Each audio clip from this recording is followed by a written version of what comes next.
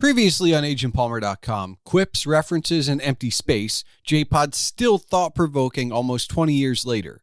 Untold attempts to answer the question, whatever happened to and one? And we could all be better students, and we should all strive to be better teachers. This is the Palmer Files, episode 85, with David Snyder, who, as he slows down in his career, is doing more and more and more and more. We talk about his career and how in his, quote, retirement, unquote, he's not only doing more, but loving it. We also discuss building and creating, honey, maple syrup, baseball, giving back, learning as a generalist educationally, and much, much more. Are you ready? Let's do the show.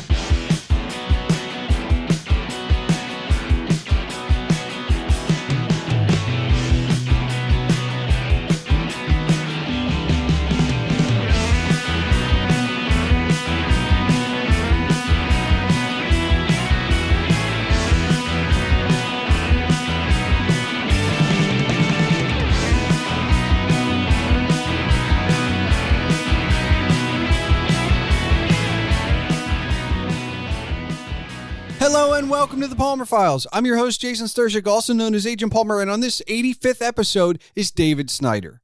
He has been an executive and producer at Disney and as an independent, and now he is doing more than you would expect for someone who is slowing down. I met David when I was contracted to produce and edit The Good Government Show, a podcast that David is executive producer on, and one where we get to work together, which is just code for us making quick show decisions and spending the next period of time discussing sports and life in general. And now I get to share one of those conversations with you, dear listener. But before I do, know that there is a lot of things you'll hear us discuss, but one that is nearest and dearest to David's heart, and one which you will hear him talk about, is the Chaloner Children's Charity, which builds schools to support education in some of the poorest and most disadvantaged countries in the world. You can learn more about that by going to CHALONER charity.com. So, bees, honey, maple syrup, baseball, cricket, problem solving, moving from thing to thing, and of course, giving back is headed your way as you continue to listen. But first, you can find more information about the work David is doing with Chaloner Children's Charity at CHALONER charity.com, or listen to the Good Government Show that David and I work together on wherever you are listening to this podcast or at goodgovernmentshow.com. Don't forget, you can see all of my writings and rantings on agentpalmer.com. And of course, email can be sent to thepalmerfiles@gmail.com. So without further ado, let's play ball.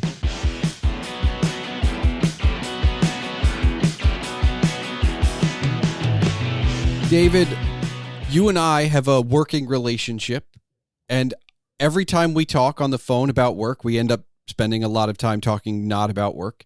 And every time I hang up the phone, I go, that guy is one of the more interesting men I've ever met, because you're either traveling around the world or telling me about the TV shows you've written, or you're harvesting maple syrup and honey. Can I classify? Do you classify yourself as a Renaissance man? No, I am not a self-proclaimed Renaissance man. But I just listed a few things, and that's not nearly everything you are. It is interesting. I will say, I think it's a function of finally slowing down. And that's that's given me a lot more time to get busy in a lot of different areas. And so I have always been fascinated by bees. And so I now have some hives, and I went to work with a friend of mine who is a beekeeper, and he and I spent a summer chasing swarms around Greenwich, Connecticut. There was a whole bunch of hive death, and the bees were really agitated, and they started swarming. This was my first year as a beekeeper, and we would get calls. I think we did 13 or 14 major swarms, all of which we were able to bring to our hives and repopulate. They settled down once they got into an environment that was healthy for them. That can't be normal. That's got to be like a weather guy chasing tornadoes the first time around. It was really very, very strange. And I'd say the first 4 or 5 weeks, this guy, he gets, you get stung every time you go out practically. Right. Yeah. And I'd say the first 4 weeks, they didn't touch me. I was feeling like, is it something I said? I was feeling like the queen bee, right? Okay. And then I picked up a hive incorrectly, and the bottom had stuck to it because they seal the hives with propolis to keep them warm and safe in the winter. Yeah. And I didn't separate it from the I didn't separate the deep from the one above it. And when it dropped, they were completely agitated. Sure. And so that was my first major sting. I was pretty covered, but I didn't have proper like leather gloves on, and so both my hands swelled up. It was pretty exciting. Okay. All right. Yeah. Now, by the way, I won't get arthritis in my hands. Like apparently, bee stings will inoculate you from arthritis. That's exciting. That's good. That's good to know. So that's a good thing. On the syrup, I married into a syrup making brother and sister act, my wife and her brother, and they make syrup. And so I have ADD. And so I'm really not allowed to sit in the sugar shack while they're boiling the sap for 6 or 7 hours until it kind of boils. You have to boil sap down to, it's like 50-1. 50 gallons of sap makes 1 gallon of proper maple syrup. And, I want to open my wrists when I contemplate sitting there watching sap boil. But I started going up and I got very good at tapping trees and checking lines and schlepping heavy buckets of sap around. And so, there's activity that I can manage without ruining my marriage. How about that? But all of this is you're slowing down, so to speak. And obviously your involvement in the podcast is one thing, but you're still in television. Was television the career for you that you're now slowing down from? Yes.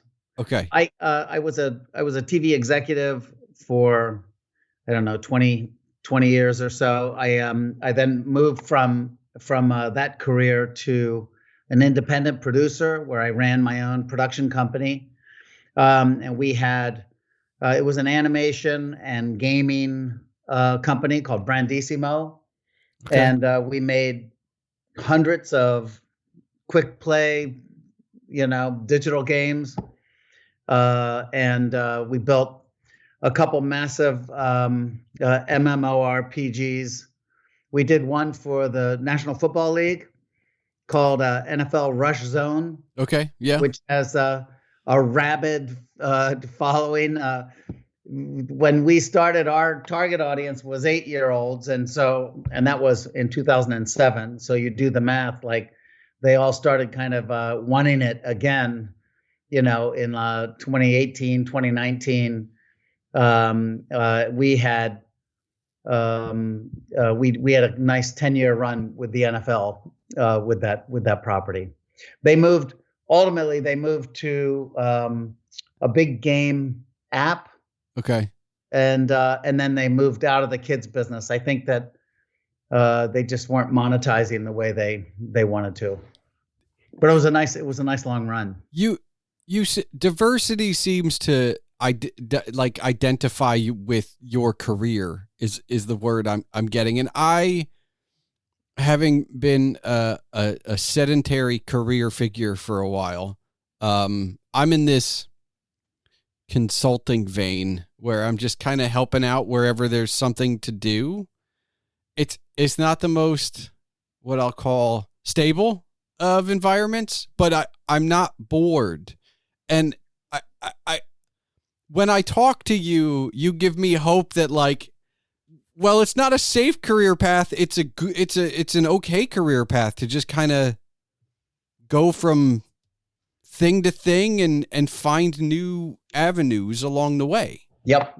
I was really spoiled in the early part of my career. I was with the Walt Disney Company in their international TV business, and we were building, it was a building job, right? It wasn't, hey, manage this business for us. We were literally, figuring out how to move this Disney Channel franchise into individual countries in Europe and in Asia, and in Latin America. And so as a result, the tasks that were in front of me, I was in charge of creative content. And so I had a role in the marketing. I had a role in the TV acquisition. I had a pretty big team under me. We produced original content. All of these channels needed to, like in some cases it was legislated, where they needed 60% local content versus 40%, international or paid in, or EU content. I'm guessing that just translating it is not enough. That's not considered local content, right? That's correct. Okay. And so, however, we ended up we pioneered a couple different production formats that enabled us to make a series of shows in bespoke, local shows in 11 different languages. That's amazing. And so, yeah. And it's interesting because we did Portugal and Portuguese, Brazil, right? We did a Southern feed in South America and a Northern feed with a Mexican accent. We had a Spanish channel that was more Catalan, right? Like the languages changed for each of the channels. Were you always a problem solver? Because I'll be honest with you, I have grown into the role. There are things I do or I have done in the last 5 or 10 years, as far as like just either passion projects or creative projects that are a lot of problem solving that I feel like probably I couldn't have done when I was younger. Or were you always like, cause I don't know that I know there's people that like when I was younger, like they were always, that's who you go to with a problem. And now I feel like I've grown into that role. Like all of the things that you've done in your career have basically been problem solving to one degree or another. Yeah. Yeah, you're right. I think that there's a couple things that pop into my head. One, I lost my dad as a young boy. I was 16. Okay. And so it was, we had 4 kids. I'm a twin, and we were the babies, right? So at 16 years old, our pop dies, and it was, everybody kind of mustered support for my mom. Okay. Right? And so what we ended up doing is, and so my older brother was living on the West Coast. My sister was away at college. And so Debbie and I were the problem solvers, like to use your, your expression. And I think that probably fed a couple things. One, my ambition to get the hell out of there, right, at some point. Sure. Yeah. And then the other was, there is when you're the baby, when you're the last in the birth order, and you have 2 parents, both of whom, by the way, a very happy marriage with, alcohol issues, pervading both of them. And so I think I became a peacemaker, right? Like the guy who listens well and tries to figure out, how do I get out of this, or how do I get through this, or how, you know what I mean? Like, yeah, so absolutely. I do think that kind kind of forced diplomacy education is maybe one of the things that has served me the best. And then on the problem solving part, I think a big part of that is I didn't have any, specific. I had a generalist education, Yeah. right? I didn't go through college with a real hardcore specific thing. I had a general humanities kind of education, right? Okay. So you and I are in the same boat. Yeah, and so as a result, like I think I can hold a conversation. I'm curious. I read. Like it's all of those things that I think ultimately served me better than any kind of specific class or course that I may have taken. I think it's the variety and breadth of my education that actually paid that out. Yeah, I think the thing for me that is the most interesting about that is, and I've talked about it, I guess at length, especially when I end up networking professionally, which is, I always run into two schools of thought. One is that I'll be fine because I am a generalist and I am well-rounded. And then there's the people that are like, well, you're not specialized in anything. Pick a specialty. And I come from a generation in between Gen X and millennials that, if I'm going to be frank, 99% of us had ADHD to some degree. Okay. Yeah. No matter everybody in and around my class, my age range that I've ever met, for us, it's a spectrum. It's not, do you have it or don't you? It's how bad is it?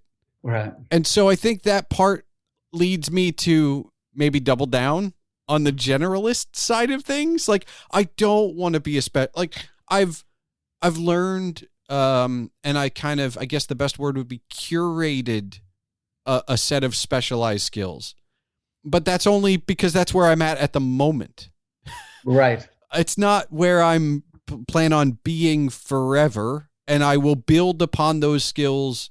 I mixed the sound for a movie that came from the skills of editing a podcast. Like, right. It's a build. What's the next step? I don't know. And I feel like that's a thing too, where, and this is a question that I deal with on what feels like a regular basis. Like, people ask me what I want to do. Now, you are not in the twilight. I think you're slowing down and you're doing what you want, which is a blessing. Yes. Everybody asks me what I want. If I'm being honest, outside of the paycheck, I'm doing what I want. Wow, that's good for you. For right now, like, yeah, it doesn't necessarily pay the bills as I would like. I can't build up a savings and, all that, but I get to wake up energized in the morning. Yep. Between the podcast we do together and this podcast and my blog and the movie and, the book, like, just the creative projects and helping people. And the last job I held, I didn't want to get out of bed in the morning. Right. And one of the things that keeps me from just collecting a paycheck is that I don't know if I ever want that feeling again. Yep. I don't, your career's been varied. I'm sure there were moments when you didn't want to get out of bed, but generally speaking, you've kind of weathered that, right? Like, yeah. But by the way, you weather it or you get out of the weather, right? And so, when we were, when the situation got too crazy and political and we had to put our tools down and we stopped building and all we were doing is defending our territory at Sure. Disney. Yeah. Right. Like, we had just crossed like $1.5 billion in in our revenue. And every other division in the company, it seemed, was sniffing around our P&L, right? Like, Yeah. they wanted us in their group. And so, there we sit. I was based in London, and, I flew back once a month, it seemed. I think every single month for, I don't know, a year and a half, just expressly to defend the choices that we were making, to make sure that the cast that we had just put into this show was okay. Like everybody was creating this tension. And I realized that all of the fun of the job, I had to delegate out.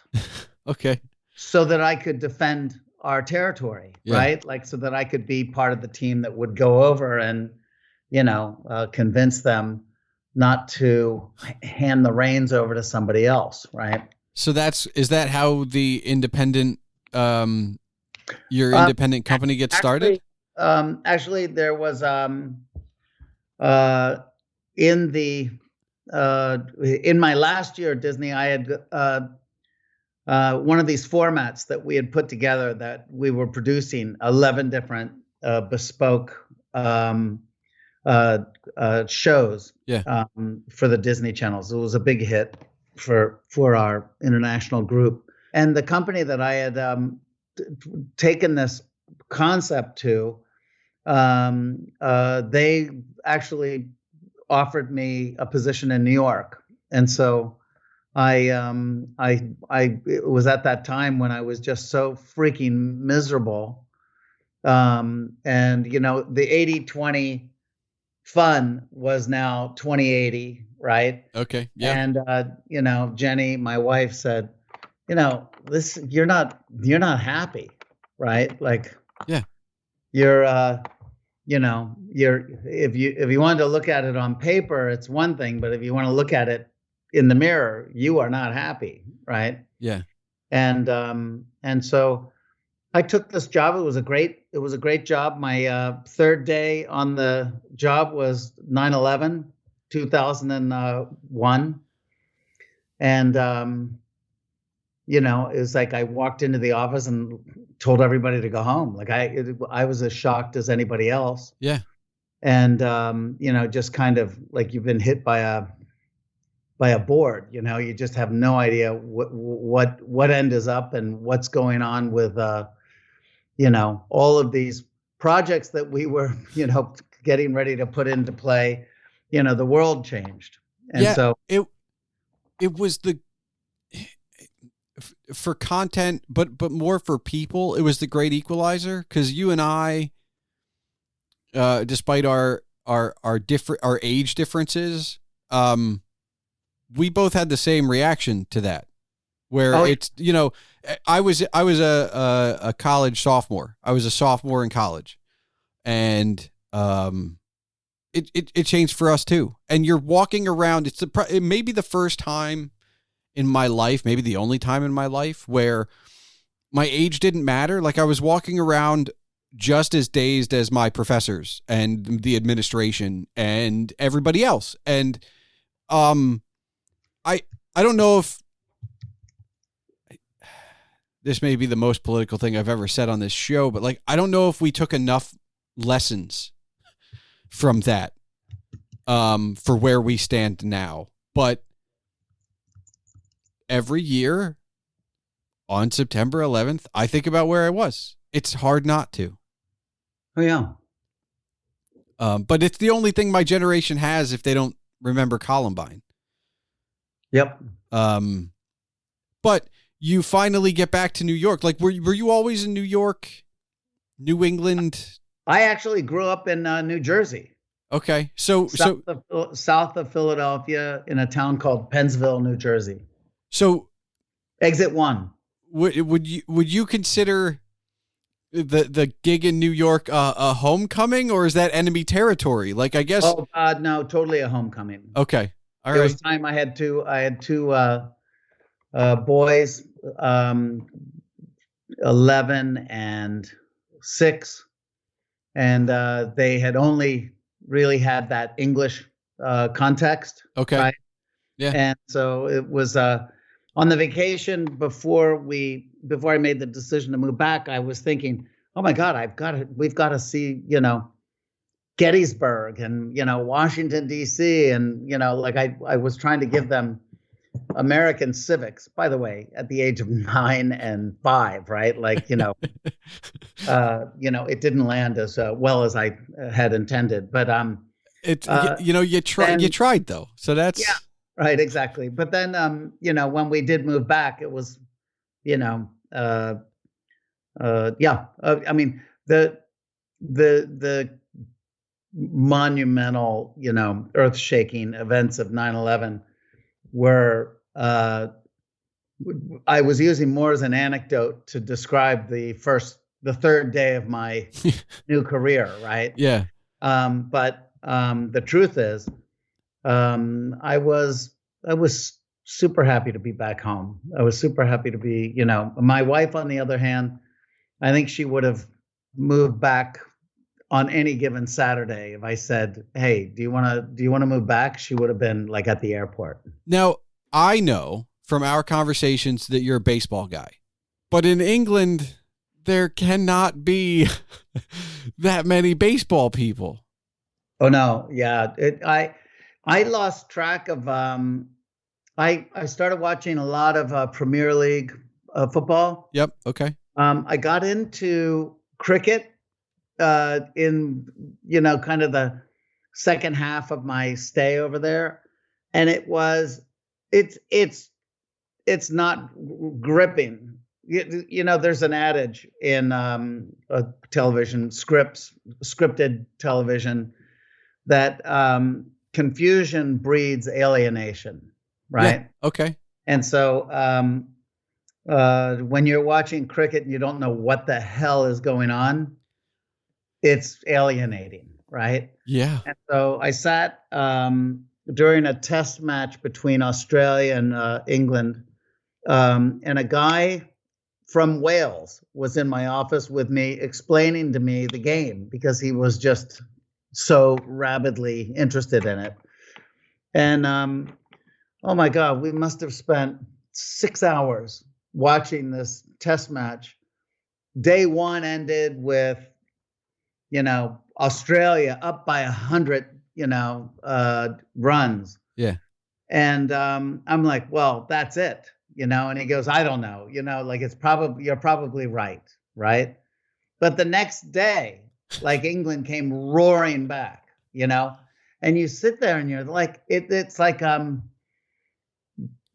the American context. No, I get this because Stephanie moved in with me and I turned her into a sports person. Right. And in turning her into a sports person, it has been multiple sports, right? So it's I'm a college football guy, I'm a college basketball guy, I'm a baseball guy. Like there are plenty of sport, F1, maybe a little bit of NASCAR and Indy thrown around, all that. And so, in the context of her having just kind of a general sports sense, I've been giving her a slight education. And so we're watching a college basketball game. There's a team that's up by 8 with 30 seconds left. And she's like, it's over. It's not over. That, yep. there are contexts that you need to, and some of it is because of who we are. Right. And we're sports fans. So we have that memory where maybe other people remember equations and they remember like historical dates and figures and names. And I can tell you that I think it was 2001, Jay Williams scored 12 points against Maryland for Duke in the final minute. Right. And they won that game.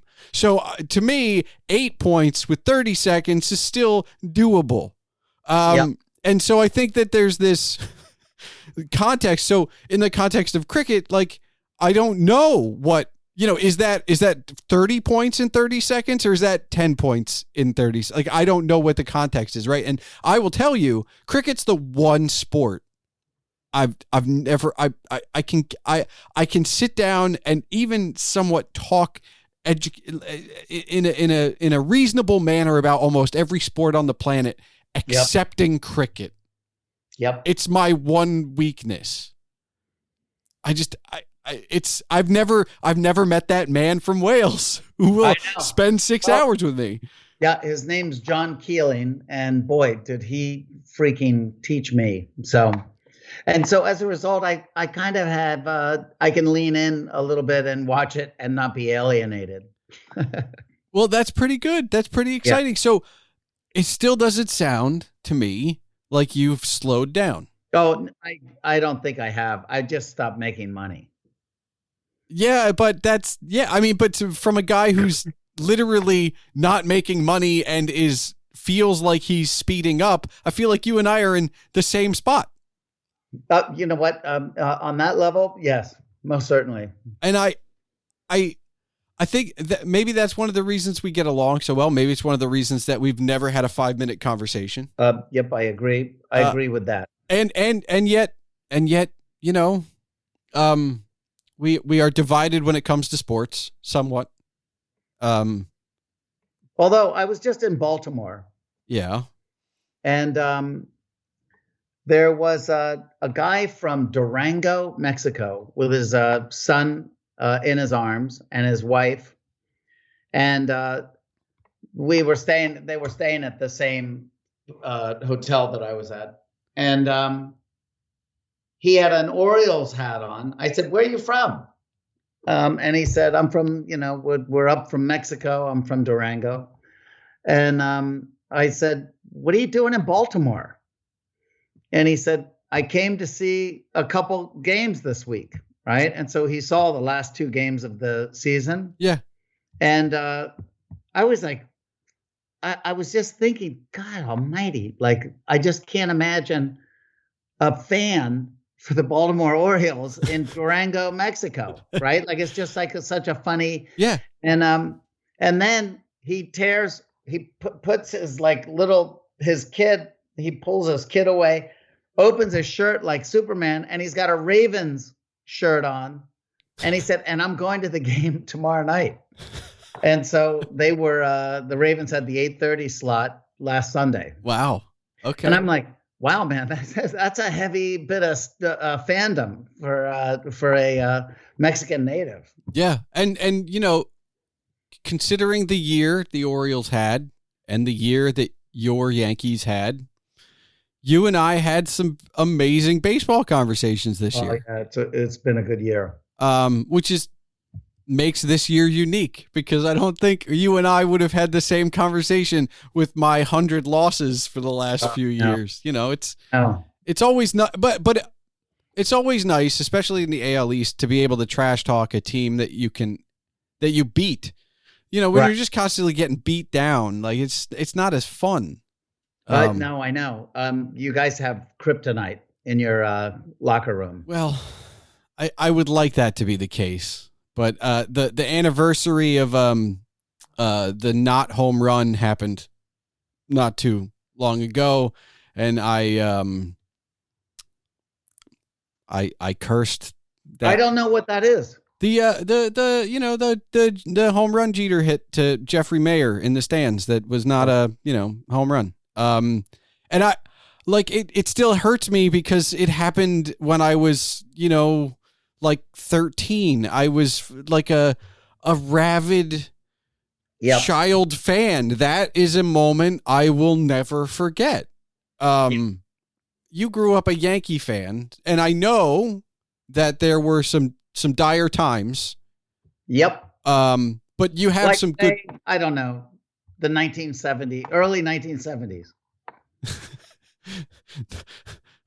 I would say all of the 1970s, but then Reggie, 1978, that was a pretty big resurgence. Okay. But like, you remember those things, right? Like, if that comes up in like when you're watching a broadcast, you're instantly transported back to 100% younger you. Yep. Do you, like, as you're slowing down, do you find yourself paying more attention? Or did you, Hey, about this, did you pay any attention? Like, were you, when you were, traveling around every weekend and, on the planes and stuff, like, were you able to keep track? Were you able to hold on to that, like, fandom? No, especially baseball, which doesn't get any coverage at all in overseas. You get in the in the International Herald Trib, you would get box scores, but very, very little coverage. Almost nothing on television, right? I was there in the 90s, right? I was there through the 90s. And so it was, that was before the streaming really even started. It was before YouTube. It was before, all of that. And so when I came back, when I brought my kids back that night, I guess it was 2000, we went to a Yankee game. I was able to get seats in the ABC ESPN box, which it was an on-field box. ESPN has quite a few seats at Yankee Stadium. I don't know if you know that. Based on their coverage of so many Yankee games, I never would have guessed.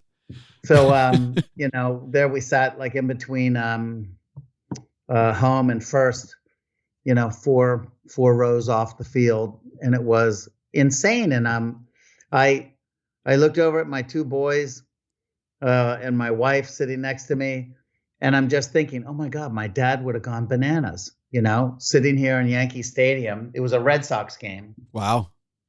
And that was during the height of the that was the height. Like, I know people talk about the Yankees Red Sox rivalry, but from 98 to about 06 was like maybe the high water mark for that particular rivalry. I agree. I agree with you. And it was fantastic, like it choked me up, the whole, it was fathers, sons, and me and my dad. Like the first game I ever went to was at Yankee Stadium. We drove all the way up from exit 1 of the Jersey Turnpike. I mean, my first baseball game was at Memorial Stadium, out in right field with my father in the bleachers. Like, you're right. Those are things that, I mean, that's, I've lived in Pennsylvania my entire life. How do you become an Orioles fan? Well, my father's an Orioles fan. Like, that's how it works. Like, I don't know any other way. Like, I know. Same with me, by the way. I should have been a Phillies fan. Proximity. Yeah, that was all of our coverage. In fact, we only looked north. Like, the Orioles don't exist in Philadelphia papers. Yeah, no, that makes I mean that's fair. I mean, I will say that I don't know if you found this too. The benefit being that it was easy to trade for Orioles baseball cards. Yep. I just had to give up the Yankees and the Phillies, which I was willing to do. Yeah. And I just, that part was easy. So being an out of market fan, well, back then it wasn't like you had like MLB TV and stuff and you could watch every game. You did have some benefits. Yep. And at a certain point, you have equal, when it comes to the World Series, you pick AL or NL, but it also depends on who's playing. So I was a Phillies fan when they were going against the Jays. Yep. I mean, it didn't work out so well, but By the way, the Phillies, like, that was the longest championship drought, I think, in the history of professional sports. It was one of them, and it was my favorite one though, because I was told for the longest time that it was something that the city of Philadelphia did to itself because they were never supposed to build anything higher than Ben Franklin's statue. And the moment they built something higher than Ben Franklin's statue is the moment they were cursed to never win another championship. And then the Phillies finally came along and broke that curse.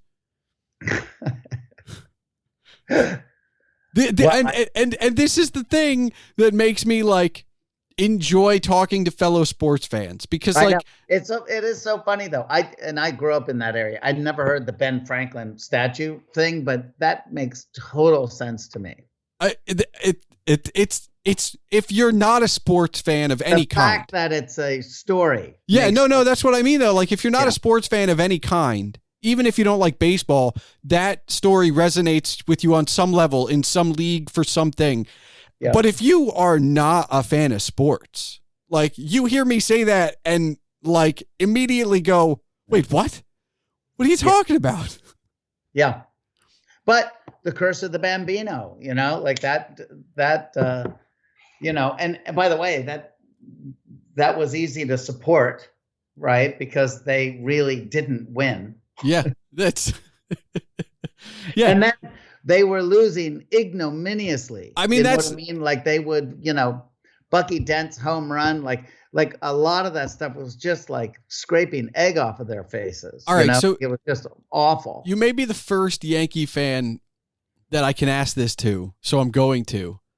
Was there a small part of you that was happy to see them win that way?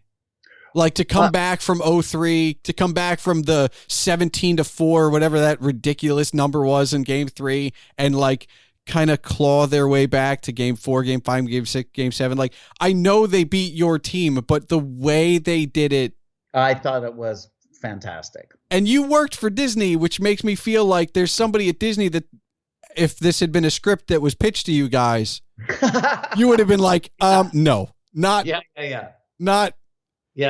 believable. Not believable. But I mean, I guess that's the power of sports, right? Like there's a lot of Emerson grads at Disney, a lot of Harvard too. So like, Boston could have been a good pitch. Okay. I mean, I guess it depends. You have to read the room, right? Right. Now, I know you talked about children's programming. Yep. Are you was it just working around it that kind of, you were like, I'll take this on and I'll do a little creation too? Like, was it just I don't know, osmosis? No, I was producing commercials, and one of my partners was Linda Stewart, who was just a sensational producer. She had produced the Life cereal ads. She had produced the groundbreaking Oscar Mayer, with the little boy, okay, My Baloney, and she produced those with a guy named Jack Dessort, who was the director.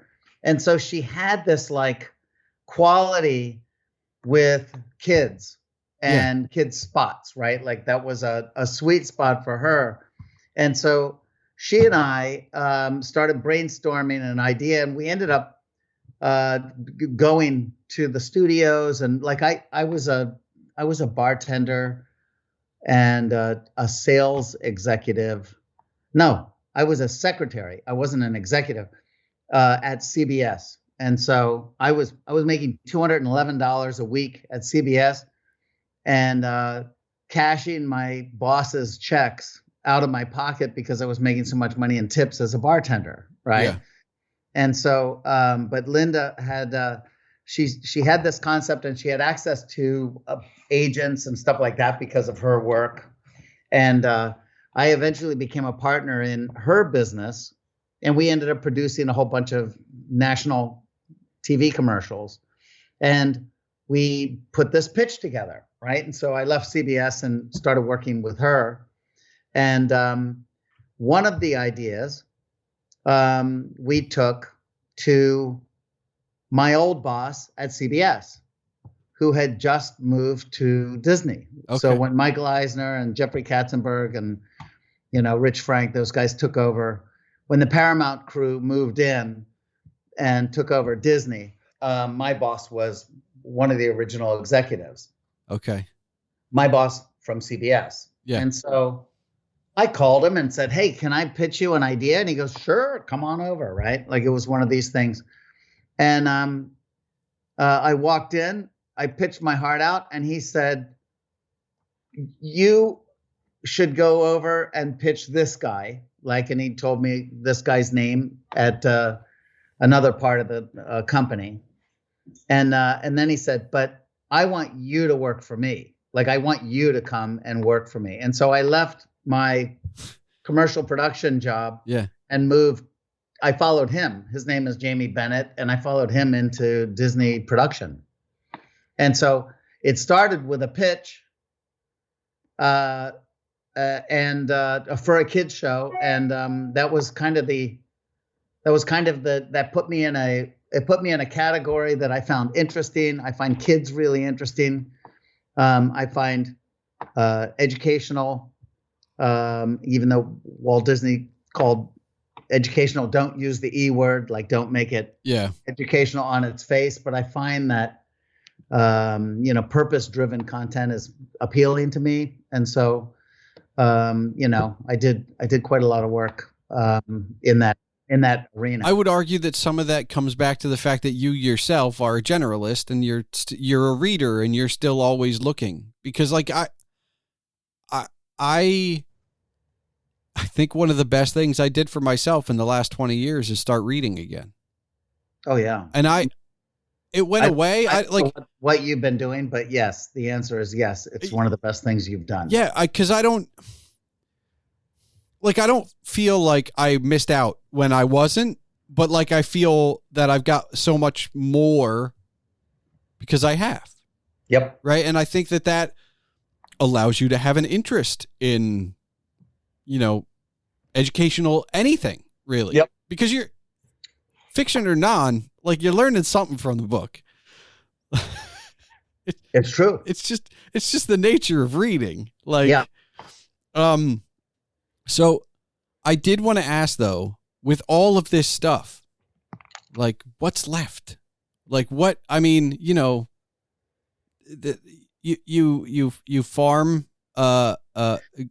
great sugars of what I will great call them. North America. No, the farming thing is just it keeps me together with Jenny. Okay. Like when she goes for 6 to 8 weeks, for the harvest. So yeah. I better figure something out to do, or I'm going to be without her, for quite a while. And so it's less, that's sort of less, that's what the major appeal is, it's kind of going up and being in that space. I work when I'm there. Right. And so like I have a couple, like I'm a guest lecturer at a couple different schools. And so I did, my share of Zoom classes and things like that, which is super fun and rewarding. But I think what's next is, and I hate to sound so reactive, but, I do let things come to me. Right. And so, I'm on my way to Uganda next month with a school building charity that I joined the board of this past February. And it was a friend who founded it. And she just has this belief that without an education, you're never getting out of your situation, right? Without the ability to read, without numeracy, without literacy, you have no agency at that point, right? Like you have no, and so she is not an educator, she's a financer, right? And so she said, I can manage partnerships and I can manage money. Yeah. And so she has a charity that builds schools, and then the partner NGOs or charities provide the teachers and the training and the schools, the books and stuff. But that big initial expense is the build, right? And that's what she manages. And it's interesting because she started in 2019, and she started in Sierra Leone because at the time it was like the second or first poorest country in the world, right? And so she said, let's just start there. There's no money. The country has been ravaged with the Civil War, ravaged by Ebola, right? That outbreak swept through it, and then COVID, right? Yeah. Like on the doorstep of them opening this charity. And so she, just sort of dug in and said, I'm going to pick partners that I can trust, and we're going to make schools. And when I was there in February in Sierra Leone, and they were putting the finishing touches on like number 210 of the schools that she's built in rural Sierra Leone. And so that educates over 55,000 kids, right? Like it's a gigantic, like it's a society changing, activity. Yeah. And so I'm kind of smitten with this group, right? And so next month we're going out to the Palabek, which is just south of Sudan, in northern Uganda. Uganda is like the second largest importer of, not an importer, but, receiver of refugees from the DRC and from the Sudan. And in the Palabek, they're just walloped, right? There's over 50% of the kids that, over 50% of the total population is of school age. Oh, wow. Right. Okay. Yeah.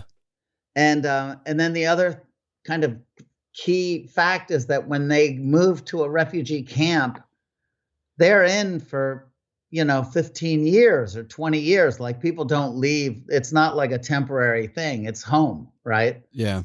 And so you need to make, that like with education, you can actually start to make your way, and you can make your way out of the camp or make your way in the camp. Right? Yeah, you can just make the camp better. Yeah. And create an economy and live within that structure. And so it's I will say it's amazing. I've been to a camp in Uganda with this other charity that I'm on the board of, and we went to Gulu, which is another Sudanese refugee camp. And if you give people safety, right? Yeah. Like nobody's trying to cut your head off, right? Yeah. And food, right? Just enough to eat and enough seeds, some plants, some things to make your way, right? Yeah. And a little bit of money so that you can transact in the marketplace. I never heard a single child crying in that camp. Wow. Not one. Like, and it's not because they beat them because they're crying. You know what I mean? It's not. Yeah. It isn't coercion. They're really fucking happy. Yeah. Right. Because they're safe. Right. Like you're at a level where if you are providing a safe place and you're feeding them, then like and that's my high mark. Right. Yeah.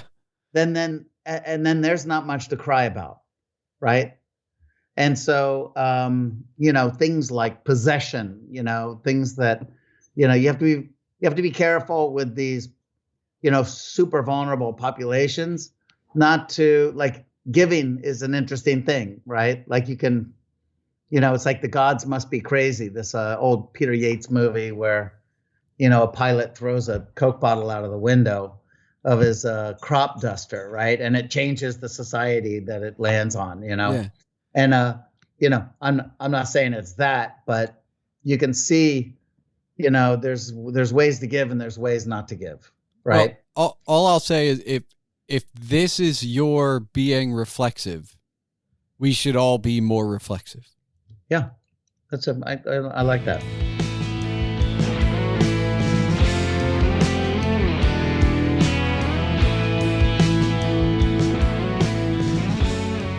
David's reflexive path is not the same as my own, but I can relate to it. It's not just that you have to be open to things as they come around, but you have to be looking for them, or at least have your antennae up so that you can identify them when they appear. And that doesn't mean that everything that comes your way is an opportunity, but as we meet new people or as we are put in new situations, things will arise. And you have to be willing to ask the questions that are necessary. For example, David and I met through a friend named Jim who knew I was in podcasting when the Good Government Show was in its very early pre-production.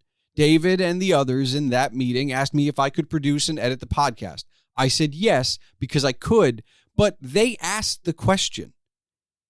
And I, in turn, asked questions about expectations and a whole host of other things before I said yes. But the point is, no matter which side of the equation you are on, you can be reflexive about opportunities, but asking questions is an important piece of the decision-making process. And for that matter, asking questions is a great way to learn.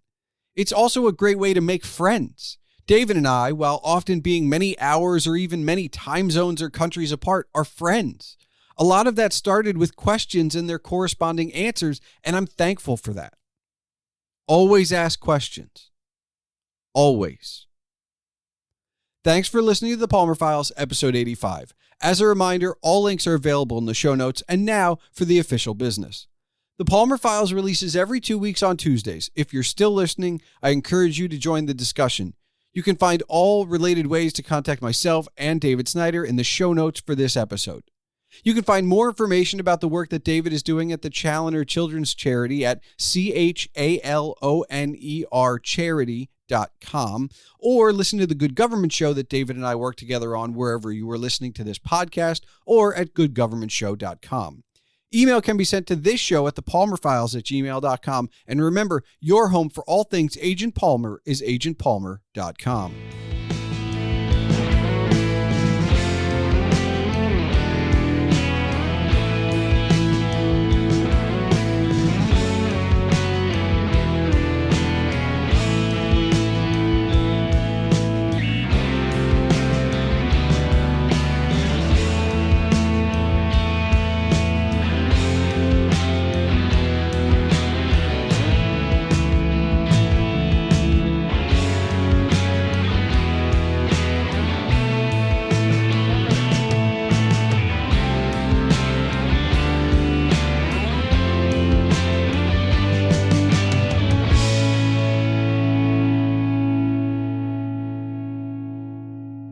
All right, David, do you have one final question for me? Yes, I do. I know you as Jason, and we've worked together. And although work is really you helping me with my with my NFL Pick'em League and talking baseball, etc. Yeah. Also, college football. You're very good with college football. It helps to watch a lot of it. Yep. In fact, it's almost imperative. And so it's sort of like watching, it's sort of like, oh my gosh, I really want to see Game of Thrones, but there's like 8 seasons of it. Right. Yeah. And so it's like so daunting, a mountain that I don't know if I can even start. Right. It's like Breaking Bad, another one, it's like, oh my God, it's 1,000 episodes. I'll never stop watching, but my question to you is, why Agent Palmer? So the derivative is straightforward, and that's just simply that I was a very big fan when I started the blog originally. I was a big fan, and I had just gotten into the Ipcris File movie, starring Michael Caine as Agent, as Harry Palmer. Okay, so and this is the thing, right? I've always been in love with the James Bond motif and spies and that kind of stuff. And when I had first started the blog, I was working a real job, and I was writing for their blog as Jason. So when I started this, I didn't know if I should still be Jason. Right. And I so basically it was just like, all right, I'm going to be Agent Palmer. 'Cause I don't know, maybe there was a part of me that knew enough about IP to not just be like Harry Palmer. So I was like, I'll just be Agent Palmer. And I thought it had a nice ring to it. So I've leaned into it. The interesting part is that now, decades on with the blog, and, I didn't hide it away, right? If you went to agentpalmer.com/about, it was always, my name is Agent Palmer. I'm Jason Stershik. Like I never really hid it, but it's on the about page. And how many people actually click on the about page of a blog? Okay. Very few. But when I started the podcast, that was the real unmasking. 'Cause it was like, I'm Jason Stershik, also known as Agent Palmer. And this is, and I kind of, that was when the mask fully came off, and it was like, all right, I'm just who I am. But you're talking to a guy who's literally Jason to like a handful of people. Oh, really? So what you got to remember is that for the internet and the podcast stuff, most of the people know me as Palmer. They know the moniker first. In fact, my Stephanie, who lives with me, knew me as Palmer first. And like, as I was introducing her to people in my life, is like, well, this person doesn't know me as Palmer. Like, they know me as Jason. But my best friend's name is Jason. He's Zapata and I'm Sturshik. So in that circle, we don't use Jason because there's already two. And in fact, if you expand that circle by a factor of 1, there's 5 Jasons. One was my roommate. One was a drummer in a band I was in. Like, it gets complicated. And then when I was on campus as a freshman, a very young college freshman, fresh back from my adventures overseas in Jerusalem, with my long hair, my beard, and my sandals. Wow. They knew me as desert. They knew me as Jesus. Like, that was the nickname. As sacrilegious as it may have been, that was the nickname. And so I don't think that's sacrilegious, by the way. I don't either. The Jew coming back from the Holy Land. But like, it's one of those things where I now I feel like I don't care what you call me, I guess. Like, I know names are important. Like, that I get. But at the same time, I can stand in a room with 5 people on the other side and have somebody go, Jesus, Sturshik, Jason, Palmer. And I can respond to all of them. And that's fine, right? And it's just kind of like, it's not even different phases of my life, because there are still people in my life from way back when. So I hear it all the time. I'll be honest though. I got lucky with Agent Palmer because I didn't get sick of it. Oh no, it's a good name. And it's funny that because it doesn't, your podcast isn't about under the hood governmental, shenanigans or Ipcrest towers, like it's not, you're not talking about any of that stuff. No, I guess this is ego maybe, but like I had 8 or 9 years of the blog as agentpalmer.com. And I knew I was going to start a podcast. It was eventually going to happen. And, what I'll tell you, one of the also rans was the conversationalist. Because that's all we do. I try and stay away from the interview stuff. I try and have a conversation, but it didn't work I didn't like it. I don't know why. It didn't feel right. Plus, I'm not separating it from my blog. So you end up with the Palmer Files as the podcast just because I wanted to keep it in the brand, like espionage kind of realm. Yeah, it's in the realm, and vernacular. And at the same time, it tells you absolutely nothing, which is what my podcast is. It's not Seinfeld by any stretch, but at the same time, I've had too many different people on to have conversations with that there is no one common theme. So if I say to you, listen to the Palmer Files podcast, come on the Palmer Files podcast, you go, what is that? I can't think of another, like, so the Jason Show, like, I'm sorry, like, there's no, it had to be just a name, and the rest is just in the listening, right? So keep it on brand, just keep it on brand, and that'll be, well, it's a good name. Well, thank you. I've grown into it. Yeah. Well, and there's a big umbrella there the way you've defined it. There's a lot of room to play with. Yeah. I've toyed with the idea of video. I'm not against video. I think I could write for it. I think I could, having helped with a movie, I think I can now produce it if I really wanted to, but it's just there in the periphery. As a creative, I'm content with the writing and the talking. Yeah, good. If I feel the need to move on to moving pictures, I know it's there. Yep. And it will go where it goes. That's the other thing. I guess I'm being reflexive too, in a sense, because I'm out, like I'm out there, you know, and even in your reflexiveness, it's the people you know, and it's the people you've met where these opportunities present themselves. It's, you know, it's me. Reflective is just you're talking to the right person at the right time, but you have to know them first.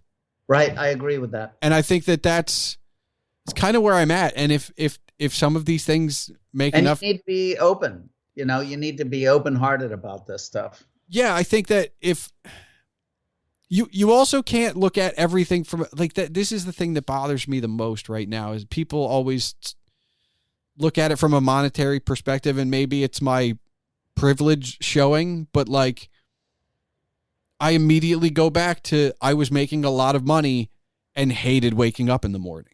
And Yep. and is that feeling worth that money?